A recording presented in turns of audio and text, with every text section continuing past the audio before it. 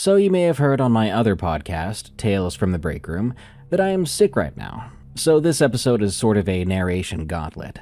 Let me see how many stories I can narrate this week before I feel like I want to die. But before I die, you should definitely head over to eerie.fm. You can listen to this show and all the podcasts I narrate or host, and every EerieCast show, all in one place. And you can even sign up to be a premium member, which keeps us alive no matter what other platforms might do. And you get tons of hours of bonus content only for members. In fact, paying members get access to the Unexplained Encounters bonus story catalog. Stories you've never heard before, like the one I narrated a few days ago, which was about a mysterious bag of dog bones and what they made one boy do. That's eerie.fm. EERIE.fm. Thank you. Haunting at 133 Fifth Avenue, Roebling, New Jersey. From Mark C. When I was younger, about 9 years old, we moved from Levittown, Pennsylvania, to 133 Fifth Avenue, Roebling, New Jersey. The house had been abandoned for quite a while when we moved in. My father had some work done on the place, and at one point the workers asked him when he made coffee. There was apparently coffee made on the stove, but he hadn't been there. No one had been. Not long after moving in, my brother and I were there sometimes alone, as my parents would be at bingo at the local firehouse. One night we were both sitting on the couch watching TV, when we witnessed what looked like blood dripping in large amounts from the ceiling, right in front of us. When my brother went over and touched the carpet, the liquid just disappeared. Then as my brother sat back down, we saw shoe prints running across the carpet, and you could see the actual impressions as it happened. Then behind those shoe prints, we saw bare footprints running after those shoe prints. Suddenly our front door blew open, and the screen door was ripped off the hinges. We both got up in our pajamas and ran to the bingo hall to our parents. That wasn't all. There were many occurrences, such as knives sticking to the walls, a hatchet in the back shed door on the inside of the house.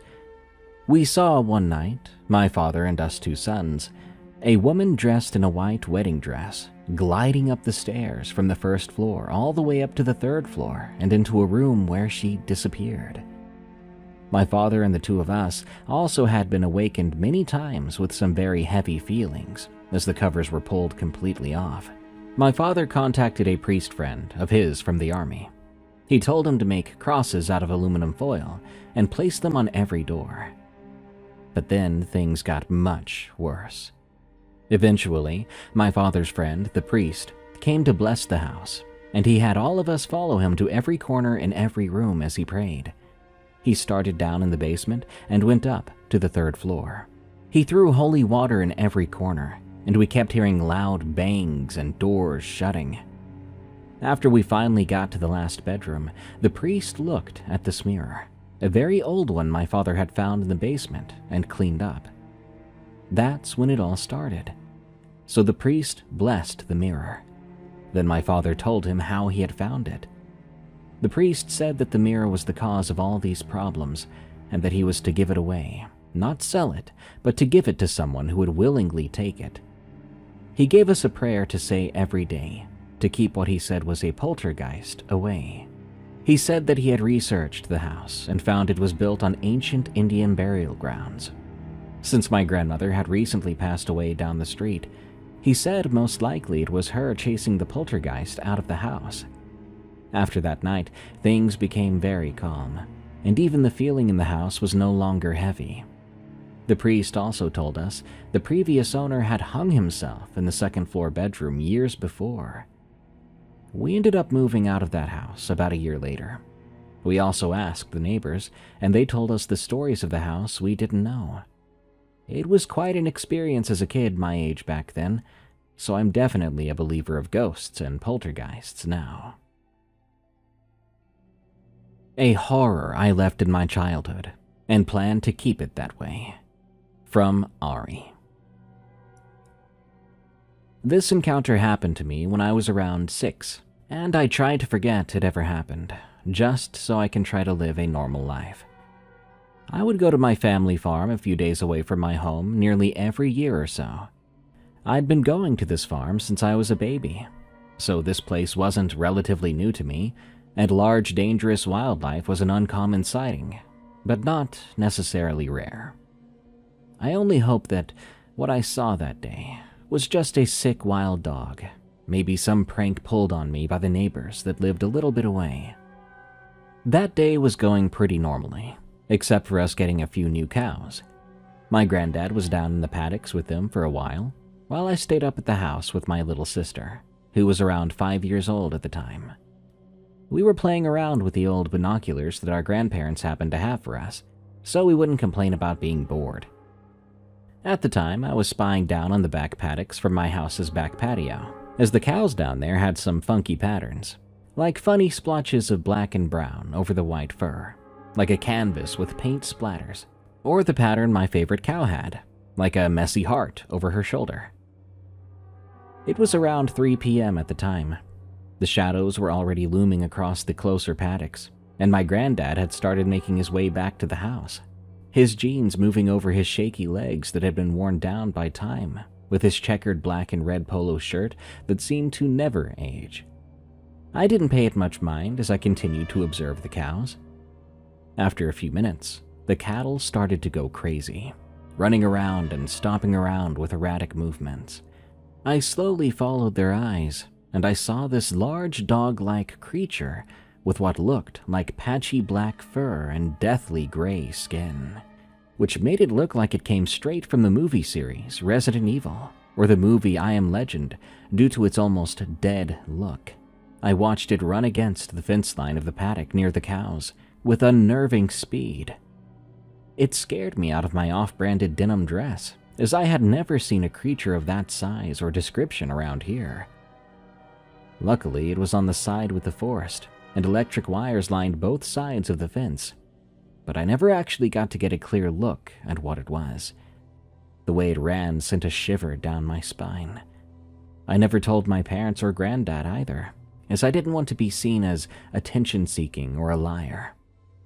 I would continue to see it roam around that paddock for a few days, always running across the fence line, almost like it had a schedule it couldn't break. But it never stayed still long enough for me to actually see it. After a while, we ended up selling the house and moving away.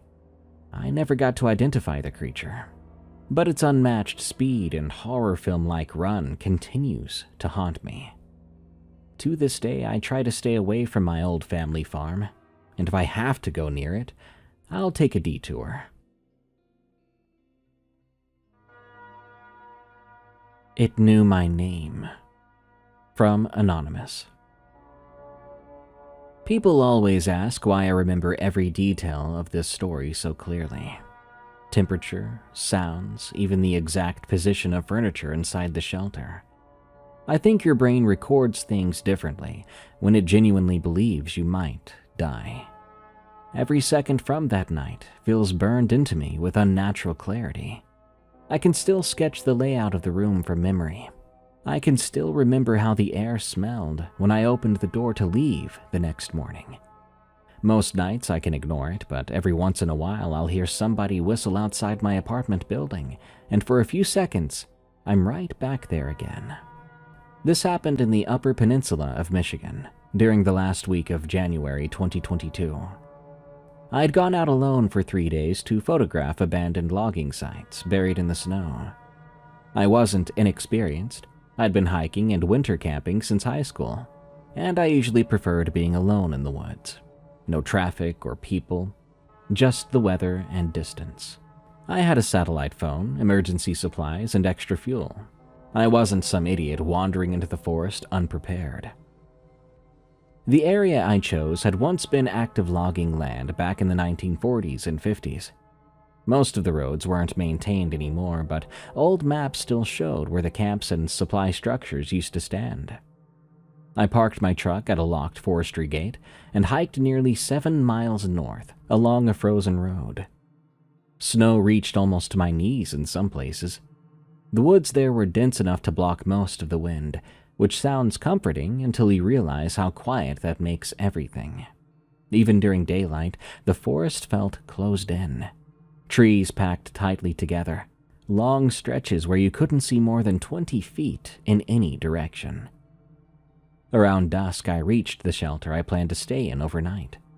It sat beside a narrow frozen creek at the bottom of a shallow basin surrounded by ridges. The structure itself was old but stable, with cinder block walls, a rusted stove, 2 small windows, and a heavy wooden door swollen from moisture and cold. Somebody had clearly used it recently. There were old food wrappers in the corner and melted candle wax on a shelf near the stove. The weird thing was the silence around the place. I couldn't even hear a bird out there. No distant cracking branches either. Nothing really. And I noticed something else before going inside. Tracks. Bare footprints leading from the creek toward the trees behind the shelter. At first glance, they looked human, but something about them was off. The toes appeared to be too long, almost more finger-like, and the impressions sank unusually deep into the snow. I crouched down to look closer and realized the stride between each print was enormous, easily 6 feet apart.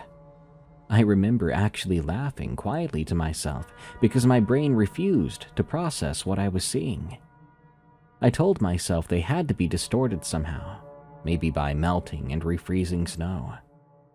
Inside the shelter, I unpacked my gear, lit the stove, and tried to ignore those tracks. By around 9 o'clock, the temperature outside had dropped brutally fast. The kind of cold where even stepping outside to pee hurts your lungs. I sat near the stove reading under a lantern for maybe an hour, when I heard the first sound.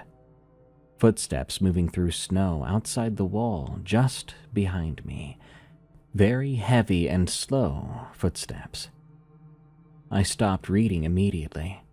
The footsteps continued past the back wall toward the side of the shelter, crunching softly through the snow. I expected a knock at the door or somebody to call out, but instead, the steps kept circling. One full lap around the shelter, then another. I remember checking my watch because part of me still thought there had to be a rational explanation. Maybe another hiker. Maybe someone lost. Then those footsteps stopped right outside the door. The silence afterward was terrifying. I could hear the stove crackling and my own breathing, but that was all. I stared at the door for about 30 seconds when I heard the faint sound of something near the bottom. Scratching. Slow, raking noises like someone slightly running their fingernails across the wood. And then came the whistling. 3 uneven notes from somewhere outside near the creek. There was a pause after that, followed by the same 3 notes again. I can't explain properly why that sound bothered me so much. It sounded almost human, but lacked the rhythm. I moved to one of the windows, shining my flashlight toward the creek. At first, I didn't see a thing, but then the beam caught movement between the trees. Something pale stepped behind a cedar trunk. It was tall, much taller than a person, thin enough that I could make out the shape of ribs beneath its skin, even through layers of shadow. Its arms looked horrible, hanging nearly to its knees and so thin.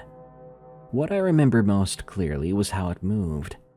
Not like an animal at all. Animals move naturally, but this thing moved cautiously, as if it knew that I was watching. I backed away from the window right away, and the scratching at the door stopped. A second later, something hit the side of the shelter hard enough to rattle the stove pipe. This was no playful bump, but a full-body impact. It caused dust to drift from the ceiling. The lantern then flickered, and before I could even process what happened, another slam hit the outer wall farther down, followed by quick footsteps, circling the structure at a speed no person should have been able to do, especially in deep snow. The entire shelter groaned under the weight. That was the point where panic really set in for me. I grabbed my hatchet, not sure what I was going to do with it if that thing out there was really that big. The thing outside stopped moving again. There was more complete silence for a while, until, directly outside the door, I heard a voice speak to me. "Hey." Just one word, coming from what sounded like a man. He sounded calm and close enough that he may have been standing only inches from the door.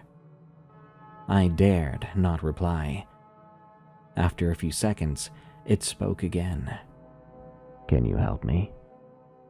There was this emotionless from the voice, like a terrible actor reading a line, not like a person needing help.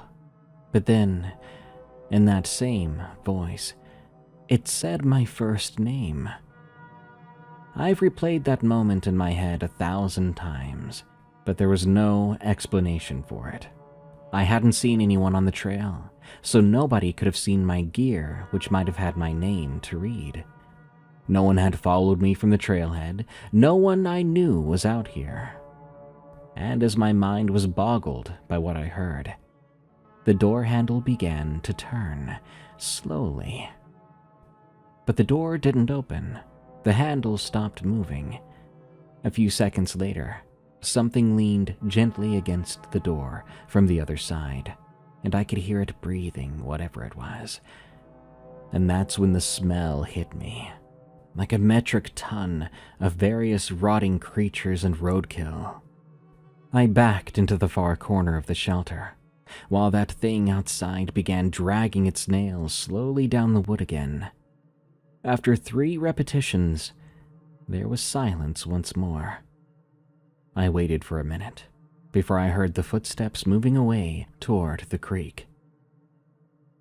I stayed awake until dawn, gripping that hatchet so tightly my hand cramped up. Every now and then I'd hear movement somewhere outside in the trees, but never close again.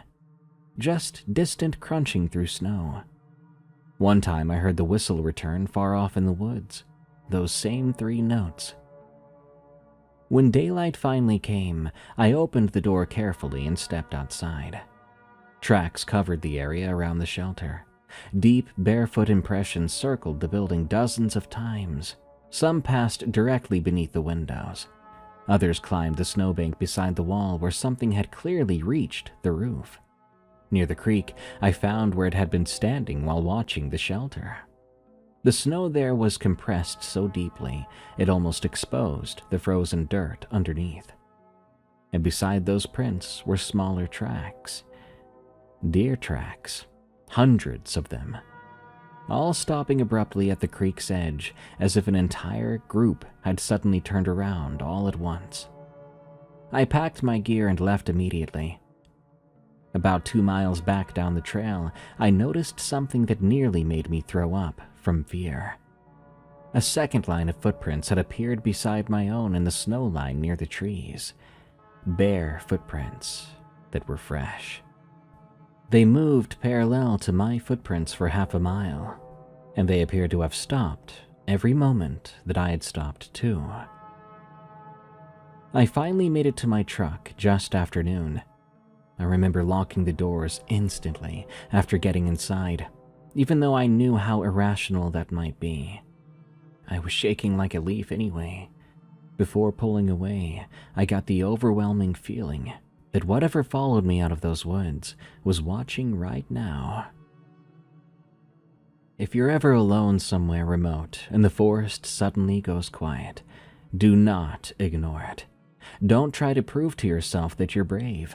There are places where your instincts notice things long before your mind does.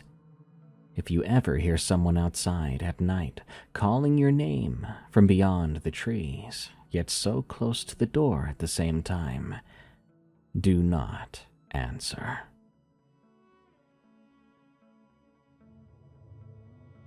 The reason I'm scared of the Tooth Fairy. From Willow Tree. When I was around 8 years old, my older cousin told me a story that I would never forget. This story is the reason why I can't sleep well at night sometimes, or ever look at teeth the same way again.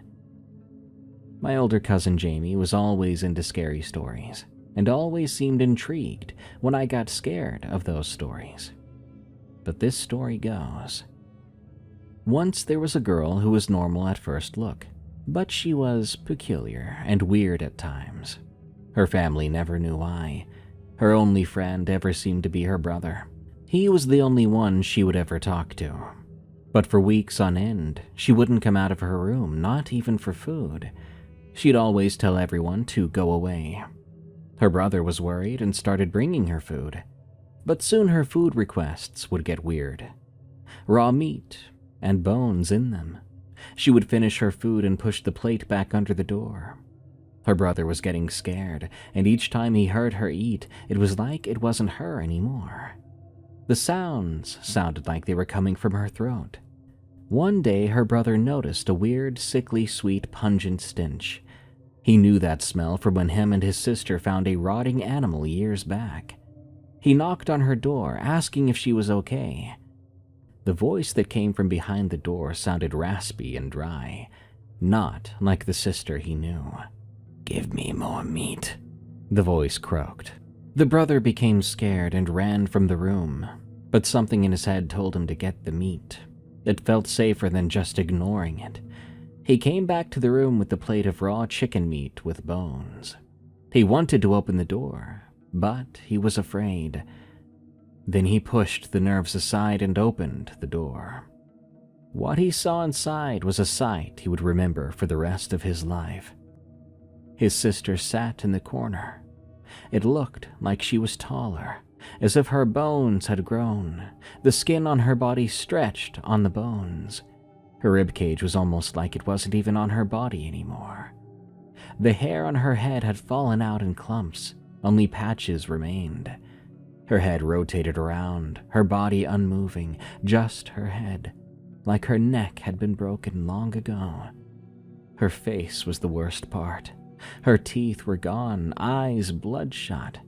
Where her teeth used to be were bone fragments, shoved into the gums. Her mouth was covered in dry and fresh blood, and her face was so slim you could basically see her skull. He saw something protruding from her back, but looking at her made him sick. He threw the plate and shut the door and ran to his parents and told them what he saw. They went up, knocking on her door. The voice that came out sounded like his sister, completely normal. She told them everything was fine. His parents told him he'd been watching too many scary movies, but he knew what he saw. He knew that wasn't his sister anymore. He went to bed early, trying not to think about what had just happened, but he woke up in the night. Something was dripping on his face. He wiped at it, and the liquid that was on his hand after was red and sticky. He looked up. He saw the thing that used to be his sister, now on the ceiling, like she was floating. He finally knew what the liquid on his face was. Blood. Her blood. She jumped down from the ceiling. He wanted to scream, to get away, but his body would not react. He suddenly saw something weird around her neck. A necklace made of teeth. She opened his mouth, pulling out his teeth one by one, and he couldn't move, even if he wanted to. When she was finally done plucking out his teeth, she said, "Thank you for the teeth," in a voice that was not hers, the same voice he had heard behind that door earlier. He passed out, and the next morning she was gone, the room empty, door open. But now, there was a pile of teeth that did not seem to be hers, smelling of rotting meat and adorning the walls. The boy had to get fake teeth, but he feared for the rest of his life that she might come back one night. My dad's experience with a Ouija board. From Mr. Steiner. I'd like to share a story that happened to my father. For a bit of background, I've always been into the strange and unexplained, from aliens and cryptids, horror and true crime, to parallel universes and time travel. You name it. My dad, on the other hand, is the complete opposite. He does not believe in anything he can't see with his own eyes. That's part of why this story has always stuck with me. He's not the kind of person to make something like this up, especially not a story like this. My father was born in 1955 in Brazil, of German descent. This incident took place sometime in the early 1970s in Sao Paulo, though he doesn't remember the exact year. He wasn't into drugs, at least that's what he says, and I do believe that part. But according to my aunt, he was a bit of a party guy in the younger days. He was always going out with friends. This story, though, takes place at a friend's house. That weekend, it had been raining heavily. A party they had planned to attend was canceled, so my dad and a few friends decided to just hang out at one of their houses and have a few beers instead. There were 4 of them: my dad, 2 guys, A and B, and a girl. B and the girl were siblings, both of German descent on their father's side. B was a big guy, around 6'2" and about 230 pounds, which will be important later. At some point during the night, the girl asked if they wanted to play with a Ouija board. My dad had never heard of one before, so he didn't know what she was talking about. The others agreed, and B went to grab the Ouija board. They started playing, mostly joking around and not taking it too seriously. But then the girl asked the board if she could contact someone on the other side, and the board responded with yes. For about a minute, nothing happened. Just as my dad was about to speak up and call it all nonsense, everything changed. The light bulbs in the house suddenly exploded. All the windows flew open with such force that some of them shattered. My dad said the cold that rushed in was unbearable, completely unnatural, especially considering it was the middle of a hot Brazilian summer. They were all terrified. Then B and the girl's mother walked into the room. Her expression was a mix of anger and concern. Instead of asking what they had done, she told them to go into the kitchen and wait. Apparently, she knew something about voodoo, what many people in Brazil refer to as black magic. Panicked, they did as they were told. From the kitchen, they could hear her chanting in what sounded like Portuguese and Latin. After a while, everything went quiet. Then came a scream, but it didn't sound entirely like her voice. My dad described it as layered, her voice mixed with something much deeper, much more unsettling. She began speaking rapidly in what they assumed was Latin. At that moment, B rushed in, desperate to help his mother. But as soon as he touched her shoulder, she grabbed him, throwing him clear across the room, out of the living room and into the kitchen. You've got to understand, this was a small woman, barely over 5 feet tall, and B, on the other hand, was a large, strong man. What happened shouldn't have been physically possible. That's when my dad and the others ran. They fled the house into the pouring rain, hearing B's mother screaming and cursing after them in that same unnatural voice. As for what happened afterward, my dad never got the full story. He knows that B's aunt was called in, someone who supposedly knew how to handle situations like this, possibly performing some kind of exorcism or ritual. But beyond that, he isn't sure what became of her. B and his sister never spoke about that night again. They avoided the subject completely, and over time, they all drifted apart. The 4th friend didn't have much to say about it either. As for my dad, he still doesn't believe in most supernatural things. But when it comes to that night, all he says is this: he knows what he saw, and whatever it was not natural.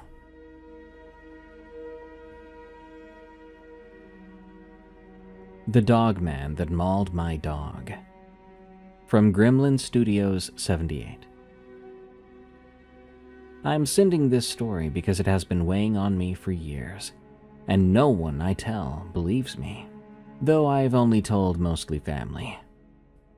I've always been an adventurous kid. I would always go out to the woods behind our house and play in the creeks and trees in the woods. I pretty much lived back there. You see, my family owned several acres of land around this family-owned cabin we all called the barn. We only farmed on a bit of the land, but the rest was just there, I guess, for us to explore. By the time I was 11, I knew those woods like the back of my hand, and I'd already gone on several hunting and camping trips with my dad. I had spent several nights in the woods on my own. I had a passion for animals and wildlife, but I also really enjoyed the unknown and the paranormal, although the cryptid side of the paranormal intrigued me the most. The only cryptids I knew about and obsessed over were Bigfoot and Mothman, which weren't really sighted in my area, although there was a family story about a Bigfoot sighting near the barn when my papa was a kid, though there hasn't been other sightings since that encounter. Anyway, we had a dog named Goose. He was a large German Shepherd mix that could be mistaken for a wolf if you saw him in dark light. Me and him were inseparable. We would go hunting, fishing, and camping together, which was great because we have bears in the area, and Goose could scare them off. He had done that before. When I was 16 years old, my cousins were going on a hunting trip, and I was invited to go, now that I was of age. Me and my cousins met at the barn with our camping and hunting gear. I brought Goose along, and my cousin brought his red-bone coonhound, Banjo. We headed out to the hunting grounds. We found a clearing near the creek and set up our tent. By then the sun had started to go down, and it was getting dark. We tied Banjo and Goose to a stake next to our tent and started a fire to cook our dinner. After dinner, we sat in our tent and talked about random stuff. Somehow, we got on the topic of paranormal creatures. This led to a conversation on the story my papa has of a creature on this land. None of us believed there was a creature out here, but even more so, we believed that papa would never lie to us, and this was a story he told in all honesty. My cousin, Audrey, who was the oldest on this trip, started telling the story that we'd heard 100 times, but no one stopped her. When Papa was a kid, he was told never to go into the far side of the woods, but no one would tell him why he couldn't go. He ended up agreeing to a dare from one of his older siblings and went into the far side of the woods. He brought a can of bear spray just in case he came across a predator in the dark. Long story short, he got attacked by what he called a dogman, which is a werewolf cryptid that can't shapeshift and just stays in the form of this wolf-man beast. My papa ran back to his house, and now this story is the legend of the family. After the story was told, we all were a little shaky because being out in the woods after hearing that story, well, it makes you hear things. We ended up telling bad jokes for another hour to clear the mood, then finally went to bed around 10. At midnight, I awoke to this weird feeling in my chest, like I was being watched. I sat up and looked around the tent at my sleeping cousins, and I looked out the flap and out the mesh window into the surrounding darkness. I couldn't see anything, but I still had the feeling that something was out there, watching. I heard Goose and Banjo shift on the other side of the tent, and Goose started quietly growling. I opened up the flap, telling Goose through the mesh that there was nothing. He and Banjo sat closer to the tent than before. In the morning, we all awoke to dew on the tent, birds chirping in the clearing. I crawled out and stretched, breathing in that cool Colorado air. Luke crawled out of the tent after me, and together we untied Goose and Banjo and took them for a walk. "Yo, last night I felt something, like we were being watched," I told Luke. Goose noticed it too. He was growling when I woke up. Luke was quiet, but then he looked at me and told me he had felt the same thing, and he'd also noticed that both dogs had reacted to something when he woke up. "Yeah, around 3, it was still dark, and I woke up to something. Felt like something was watching us. I heard the dogs growl, but I couldn't hear anything other than that. Except at one point I swear I heard the bushes rustling. But I went back to sleep. I didn't hear or feel anything the rest of the night." We walked down the river, then back up to camp. When we got back, Kayla, Audrey, Sydney, and Seth were up and making breakfast, a mixture of eggs, bacon, and potatoes. We ate, then gathered our guns and hiked out to the ridge, where we would start our hunt. I sat in the bushes with my binoculars scouting the area. I could see scratch marks on trees from bucks rubbing velvet off their antlers. I spotted a herd of elk on the ridge across from us. The herd was made up of at least 7 cow elk and 3 bulls, one of which was a large 12-point bull in the front of the herd. The moment I saw that elk, I knew that would be my target. Luke and Seth saw some bighorn sheep on the opposite side of the ridge and started to head over to that area, bringing Banjo with them. Audrey and Kayla spotted some deer on the other side of the ridge Seth and Luke were hunting on. Me and Sydney went straight down to the ridge towards the elk herd, and Goose was trotting next to me. We set up an elk blind built from large branches and camo tarps we brought with us. I sat in the blind, rifle in hand, looking through the scope at the 12-point bull. That bull was about 200 yards away from the blind and standing in a position that gave me the perfect shot. I fired the rifle at the elk. It staggered and began to run, along with the rest of the herd, but we watched it drop about 10 yards from where I shot it. "Nice shot. Came down real quick," Sydney said, giving me a high five and starting to pack up the blind and heading to the elk. I let Goose run over to the downed elk as we packed up and headed his way. When we found the elk, Goose was growling again, but it was a small and scared growl, one I had never heard from him before. I stopped, and so did Sydney. The hair on the back of my neck began to stand up, and a knot in my stomach formed. The same feeling I got when our house got broken into a year ago. Me and Sydney stood there in silence, rifles up, pointing into the woods. Then, interrupting the silence, a crackle came over my walkie-talkie, and I heard my brother Seth's voice coming through the speaker. "Chloe, we headed back to camp and we're packing up. Banjo has been freaking out, and Audrey and Kayla have some weird feelings or whatever. We don't think we should stay here any longer." Me and Sydney looked at each other, then at Goose, then towards the woods that he was staring into and still growling at. "We'll start heading back," I responded to Seth through the walkie, and he said copy that. I whistled for Goose to come over to us, and he trotted over, the hair on his neck standing up, like he was scared. "We have to go. Looks like we gotta leave the elk, I guess," I said, disappointed, walking back through the woods to our camp. "Gonna try to come back for it later if I can." We'd only walked about 100 yards before the woods went quiet. Not the kind of quiet where there's a predator in the area, but eerily silent. It felt more like time had just frozen, and I smelled it before I saw it. A tangy, metallic, rotting smell. I covered my nose and mouth with my bandana and tried not to cough. I couldn't attract anything to me and Sydney. Goose growled again, but then it turned into a whimper, like a scared little puppy he was. That's when I saw it. In the trees left of me, a tall, muscular shadow about 7 or 8 feet tall. Its legs were like animal legs bent at the ankle, like it could drop down on all fours and run naturally just like that. Its fur was jet black, its eyes glowing orange. They weren't reflecting anything.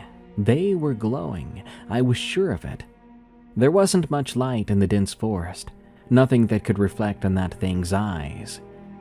It was holding on to the closest tree to it with massive raccoon-like hands, with claws like knives on the end of each finger. But its head looked like a wolf's. I've seen wolves before, but this wasn't just a wolf. I reached for my rifle that was slung around my back, and so did Sydney. As I aimed, the wolf thing's lips curled back into a snarling smile, revealing too many yellowing teeth dripping with reddish saliva. The beast let out a guttural growl and stepped forward. It was walking on 2 legs. My hands started shaking, and I aimed my rifle, and so did Sydney. as it drew closer, Goose started growling again.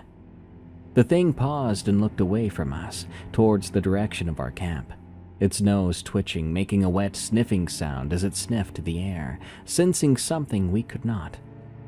It then looked back at us and slowly got closer. I fired a warning shot to the ground by one of its feet paws, and it took a staggering step back, letting out another growl. It crouched on the ground and rocked back and forth like it was getting ready to pounce. I fired 2 rounds into its shoulder, and it jumped back, letting out an alarmed yelp of pain and staggering slightly back into the trees. Then it howled, this blood-churning scream that echoed through the woods. The thing launched forward again, snarling. Goose jumped in front of us, barking and baring his fangs, and I yelled, "Goose, no!" But he didn't listen. Goose and the beast squared off, both growling at each other.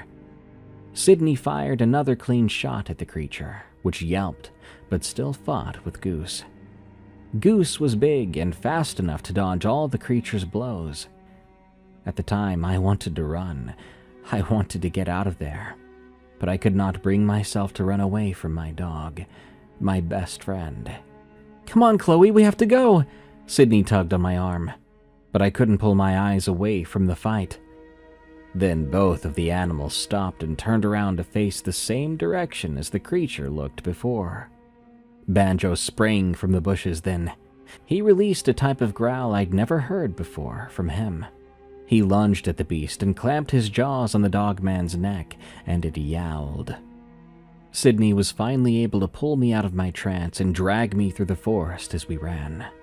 Branches whipped at my face and tears formed in my eyes as we ran and burst through the bushes. Eventually, we were able to see our camp. I collapsed in the dirt and sobbed into my hands. I was shaking. Seth sat down next to me and engulfed me in a bear hug. I sobbed into his shoulder until I finally calmed down enough to walk back to the barn. Luke had called his dad, my uncle, and told him we had a bit of a situation, that we had to leave our camp abruptly, without packing anything up. All 6 of us sat on the porch steps, waiting for my uncle. When he arrived, he and my dad and my Uncle Red asked what happened. Sydney explained her side of the story. So did Audrey and Luke. They told them that we left everything other than our guns at our camp, and Sydney informed them about our encounter, how Goose and Banjo had protected us from a beast. My dad's eyes widened when we told him about the monster. Both of my uncles exchanged glances. They asked us to lead them to camp so we could pack up, and asked me if I wanted to join them, and I told them yes, that I wanted to see if Goose was okay. We loaded up the side-by-side and the ATVs, and we rode to camp, which looked just like we left it. After we packed up all our gear, Sydney and I led the way to where we had the encounter. When we arrived, all the grass and underbrush of where we saw the creature last was now stamped down, like what the hayfields look like after we have a family gathering. The ground was splattered in blood, and there was no sign of that beast at all. But we did find the dogs.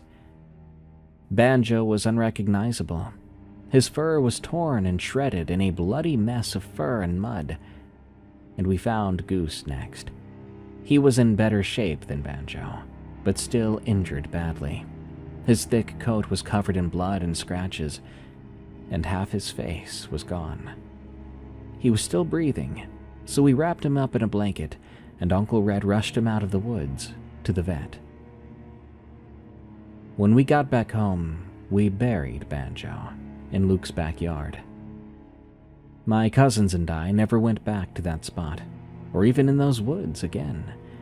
I still hear those howls of that beast, those eyes burned into my memory.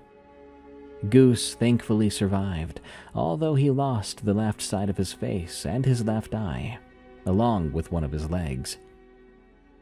I don't go out there at night anymore, and even after moving recently to a close neighborhood in the city, I don't like to leave my house without a handgun and my new dogs. To end this, Let me just say, if you ever get the feeling you're being watched and your dog begins to growl at something that you can't see yet, or if the woods go completely and unnaturally silent, get out of there before it's too late for you or the people and the animals you love.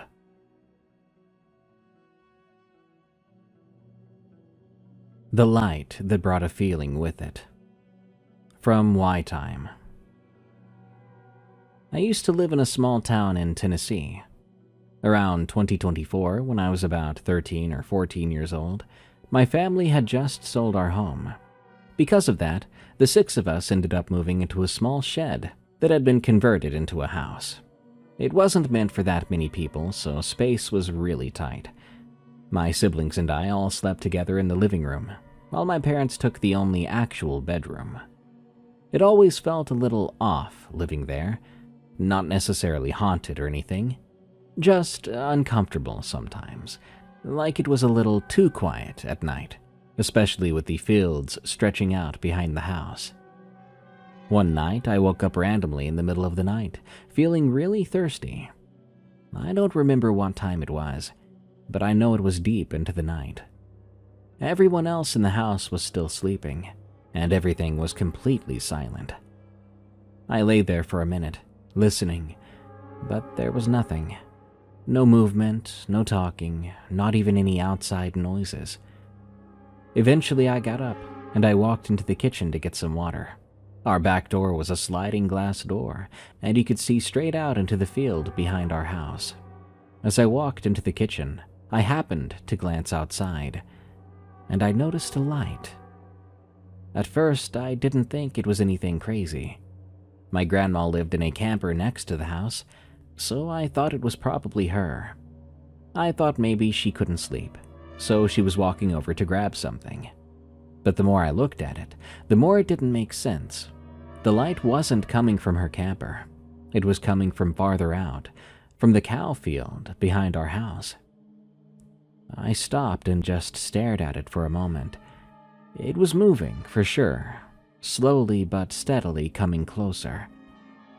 But it didn't look like a flashlight, and it did not move like someone walking. There was no beam or swinging motion, just a steady glow, and the shape of it wasn't right either.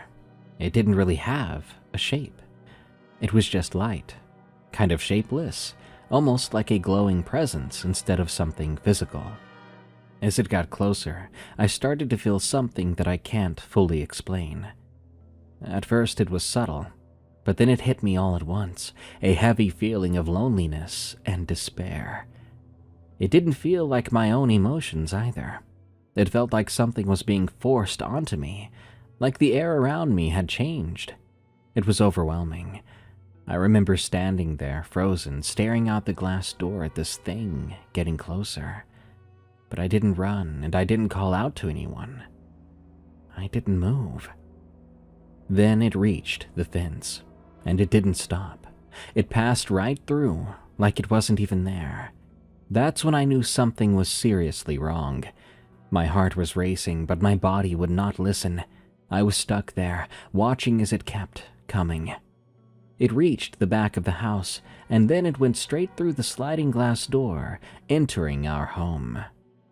The feeling got even stronger as it passed by me. It was like being hit with a wave of pure emptiness.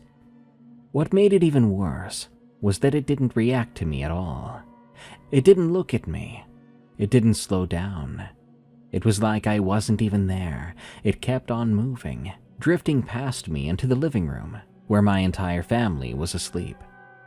For a second, I remember thinking it might do something to them, but it didn't.